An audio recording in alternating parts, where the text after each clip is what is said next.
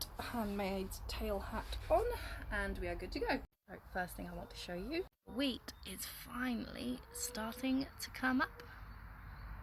And yesterday I finally potted camellia that I got for my husband. He loves camellias, so I wanted this right next to his workshop. And hopefully this year's garlic will be a little bit better. Last year the garlic was incredibly pathetic. We just had so much bloody rain, so hopefully this year it will be better because that is a lot of garlic. And I really need to start collecting some of this and making some nettle soup and some nettle tea. So I might do that today, just cut all of this down because it can get very overgrown very quickly. So I think that's going to be one of the first things I do.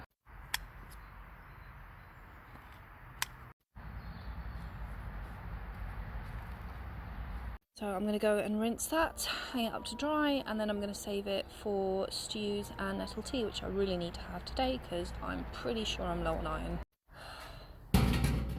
And I really need to get to the nettles in this patch and start tackling the rhubarb, but I just don't know what to cook with it, but I need to do it before it goes completely wild. Which, to be honest, wouldn't be the worst thing, but I can't have something growing in my garden and not know how to use it. That doesn't make sense.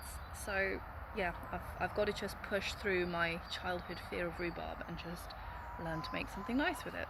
But one silly thing I did that was just such a rookie mistake is I took the cloches off the cucumber seeds way too early and a slug got to it overnight. So I'm not making that mistake twice, and then I need to find another glass jar to cover up this one too.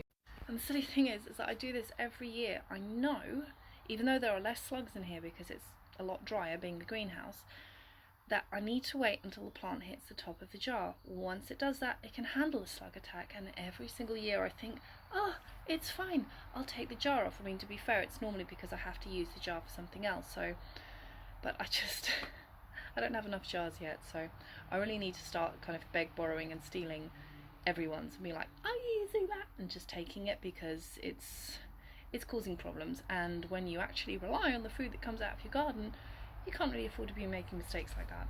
This part I hate because there's always one that just has the seed pod stuck on it and the urge to just pick it off. This is like the plant version of those acne videos where you see a zit and you just want to pop it, but you mustn't, you just gotta let it go. But oof. Another thing I'm going to start doing today is planting the courgettes, and what I do is I plant the courgettes at the very bottom here. So I need to clear away the straw. I used to use the halo buckets like those, but what I didn't like is, because this is my main seedling area, is that I normally want to be standing here and then moving very comfortably from one side to another. But if I've got one of the halos right there, you have to you sometimes forget and then you trip over it. I don't like it. So instead what I'm going to do this year, and I've done this previously with watermelons, is I'm just going to plant it directly here. I'm probably going to sink a tin into the floor right there with holes so that I can pour water and then it will directly feed the roots. And I'm going to plant the courgette here because then as the courgette grows, I can use this as a stake for the courgette, keep the leaves pruned, keep an eye on the courgettes itself, and nobody really needs more than 2 courgettes. So that's another thing I'm going to get done today. And while I'm doing that, I'm going to plant a load of courgette seedlings as well, because there's definitely going to be friends who are going to want some as well. So that's one done. I made the holes like a bit of a savage and I used the mattock to make the hole. I probably shouldn't have done that, but you know what? I don't care. It works. No one's going to see the inside of the jar. The plant doesn't care. So what I will do is I will plant it right here. There should be enough space for me to still put a glass over that, just to protect it from the slugs that I know live in here, because even though I have everything on shelving, some little bastard still ate the top of my squash. Now I need to dig the next one.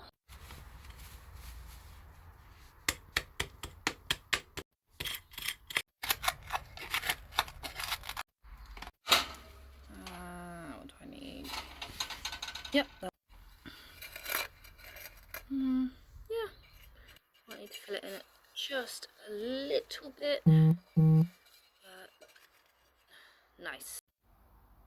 Good. So that's everything planted and watered, and the seeds are down, and I've put a jar over it, and I've planted some spare courgettes, which I better label because I will never remember that, and we've done this before. And actually, before I forget, I want to show you something. I was looking at this end of the grape and thinking, oh, it's not really doing much. Completely forgot to look at the end of it. This might be the year I finally get some grapes. And the last thing that I did today is I finally sieved a load of spare soil next to the polytunnel. I planted a row of carrots in between these jars. Each one of these jars and then these jars are clusters of beetroot. At the very back I have a row of mizuna, just because I seed save those. I don't want them in the middle because they tend to grow really, really, really high up and then they flop over everything. So I'd much rather they flopped into the walkway. And then these larger cloches, which are old IKEA vases, I have uprooted some of my red cabbages. So these ones, which are starting to put up their first true leaves instead of the satellite leaves. I've pricked out some of those and then I've planted them in the soil here and I've got them nicely covered up. And that is the first bed, other than the garlic, that is properly planted. It also looks, and this bed is in a terrible state, I know, believe me, but some of my red cabbage from last year is finally going to seed, and I actually need that because, as a lot of you know, I'm trying to learn how to seed save. So this one's finally getting there. That one didn't work, that one didn't work. I've got a load of them in here. This one's kind of split, but it looks like this one might go to seed too, so that's good. And this one possibly, we'll see. But hopefully I can get on top of this bed in the next few weeks because it's in the absolute prime spot for the garden. Oh, I love this time of year. It all just looks so pretty.